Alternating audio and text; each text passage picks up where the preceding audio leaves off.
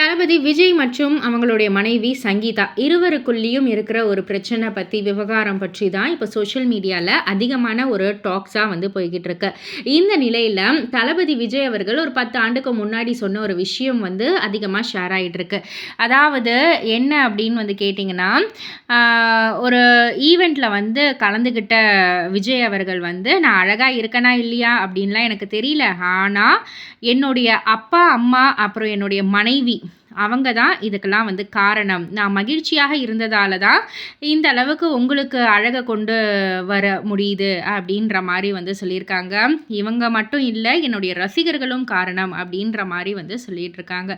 So இதை பார்த்த ரசிகர்கள் வந்து நிறைய இதை வந்து ஷேர் பண்ணிக்கிட்டு அவர் மனைவி மேலே எவ்வளவு பாசம் வச்சுருந்தா இந்த மாதிரி சொல்லியிருப்பாங்க, அவரை போய் இந்த மாதிரிலாம் பேசிகிட்டு இருக்கீங்களேடா அப்படின்ற மாதிரி நிறைய விஷயங்களை வந்து சோஷியல் மீடியாவில் அவங்க ஷேர் பண்ணிக்கிட்டு இருக்காங்க.